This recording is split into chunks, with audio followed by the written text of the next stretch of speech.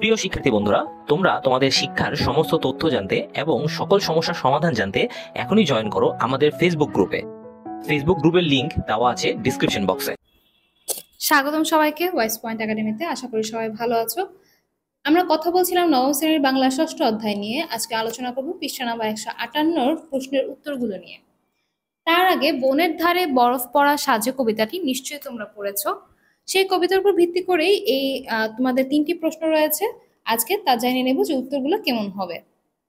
যদি কবিতাটা তোমরা ভালো করে পড়ে নাও এবং বুঝে থাকো, তাহলে এই উত্তরগুলো তোমাদের জন্য দেওয়া খুবই সহজ হয়ে যাবে। তাহলে আসো আমরা দেখে নিই প্রশ্নের উত্তরগুলো কিরকম হবে। প্রথম প্রশ্ন, বনের ধারে বরফ পড়ার সাজে কবিতায় কবি কি বলতে চেয়েছেন? বনের ধারে বরফ পড়ার সাজে কবিতায় কবি সমস্ত বাধা বিপত্তি ও বিরূপ পরিস্থিতি পার হয়ে এগিয়ে চলার কথা বলতে চেয়েছেন। এটি আমেরিকান কবি রবার্ট ফ্রস্টের stopping by woods on a snowy evening কবিতার বাংলা অনুবাদ। এতে আমেরিকার বনভূমিতে বরফ পড়ার কথা বলা হয়েছে। এটি সন্ধ্যাকালীন প্রকৃতির ভয়াবহ দুর্যোগ। এই দুর্যোগে বনের জীবনযাত্রা স্থবির হয়ে পড়েছে। পৃথিবীর সব দেশেই প্রকৃতি ভিন্ন ভিন্ন রূপে আবির্ভূত হয়। কবি মনে করেন প্রকৃতির বিরূপ পরিস্থিতিতে জীবনযাত্রার গতি থামিয়ে দিলে হবে না।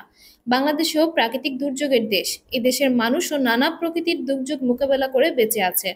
তাই দুর্যোগ দেখে হতাশ না হয়ে সাহসিকতার সাথে এগিয়ে যেতে হবে। কবি এ কথাই বলতে চেয়েছেন কবিতায়।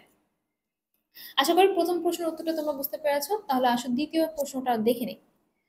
ঘুমের আগেই যেতে হবে বহুদূর কথাটির তাৎপর্য আলোচনা করো। এই লাইন দ্বারা আসলে কবি কি বোঝাতে চেয়েছে এটাই কিন্তু প্রশ্নে জানতে চেয়েছে। তাহলে আসো দেখে নিই উত্তরটা কিরকম হবে।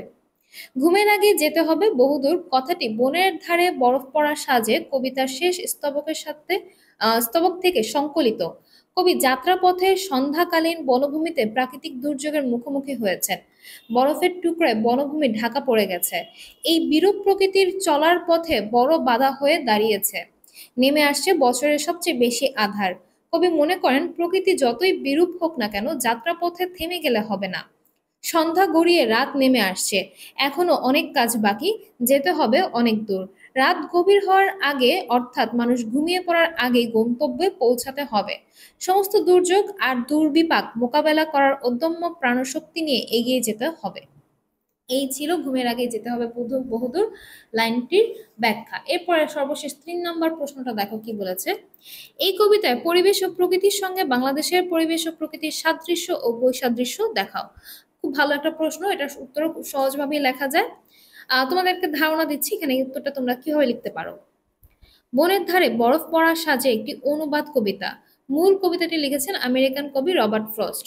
তার কবিতার নাম stopping by woods on a snowy evening. এই কবিতায় আমেরিকান পরিবেশ বনভূমিতে সন্ধ্যাকালে বরফের টুকরা পড়া অর্থাৎ তুষার ঝড়ের চিত্র অঙ্কন করা হয়েছে।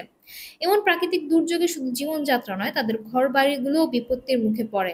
তাই আমাদের বাড়িগুলো ভিন্নভাবে তৈরি করা হয়। তাদের বাড়িগুলো ভিন্নভাবে তৈরি করা হয়। বাংলাদেশের পরিবেশেও প্রাকৃতিক দুর্যোগ আসে। এদেশের মানুষ ঝড়, জলোচ্ছ্বাস, বন্যা, খরা, শিলাবৃষ্টি, কুয়াশা ইত্যাদি প্রাকৃতিক দুর্যোগ মোকাবেলা করে বেঁচে থাকে। বাংলাদেশে শীতকালে কুয়াশা পড়লেও বরফের টুকরা পড়ে না বা তুষার ঝড় হয় না। কাজে কবিতাটির পরিবেশ ও প্রকৃতির সঙ্গে বাংলাদেশের পরিবেশ প্রকৃতির সাদৃশ্যের চেয়ে বৈসাদৃশ্যই বেশি। আশা করি তোমরা বুঝতে পেরেছো।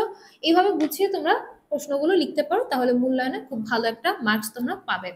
এছাড়াও যদি তোমাদের কোনো প্রশ্ন থেকে থাকে এই প্রশ্নগুলোর বাহিরে, সেটাও তোমরা আমাদেরকে ডেসক্রিপশন বক্সে কমেন্ট বক্সে জানাতে পারো। আমরা চেষ্টা করব কমেন্টে তার রিপ্লাই দেওয়ার জন্য। এছাড়া যে কোনো সমস্যার জন্য আমাদেরকে ইনবক্স করতে পারো। আমাদের অফিসিয়াল ফেসবুক পেজে লিংক ডেসক্রিপশন বক্সে দেওয়া থাকবে। এছাড়া চাইলে কমেন্টও করতে পারো, সেখানেও আমরা তোমাদের সমাধান দেওয়ার চেষ্টা করব। পরবর্তী ক্লাসে পরবর্তী ছকের সমাধান নিয়ে আলোচনা হবে। তাই ভয়েস পয়েন্টকে সাবস্ক্রাইব করে ভয়েস পয়েন্টের সাথেই থাকো। ধন্যবাদ সবাইকে।